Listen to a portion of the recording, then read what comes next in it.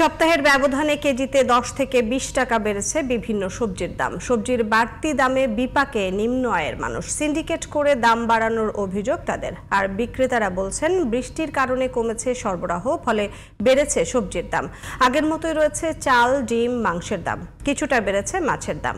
রফিক মাহমুদের রিপোর্ট। আবারও অস্থির সবজির বাজার। সপ্তাহের ব্যবধানে কেজি প্রতি 10 থেকে 20 টাকা বেড়েছে বিভিন্ন সবজির দাম। আর দ্বিগুণ বেড়ে শিম বিক্রি হচ্ছে 120 টাকা কেজি। সবজির বাড়তি দামে ক্ষুব্ধ ক্রেতারা। শীতকালীন সবজির যথেষ্ট সরবরাহ থাকলেও এত দাম নিয়ে প্রশ্ন ক্রেতাদের। এখন তো সিজনালি, এখন তো সবজির দাম কমা উচিত। তা আমরা বাজারে আসলে অনেক সময় সবজি বা মাছ বলেন আমাদের আয়ত্তের ভিতরে থাকে না। আমাদের সমস্যা হচ্ছে আমরা কিনতে পারতাছি না, আমরা গরিব মানুষ।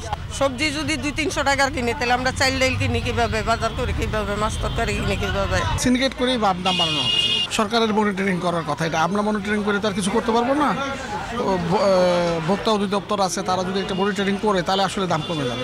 বিক্রেতাদের দাবি কিছুদিন পর শীতকালীন সবজির সরবরাহ আরো বাড়বে, তখন কমবে দাম। চাহিদার তুলনায় সবজি অনেক কম, যার কারণে সবজির দাম অনেক বাড়তি। সিম গ্যাস সপ্তাহে বেচি 60 টাকা, এই সপ্তাহে 120 টাকা, মানে ডাবল।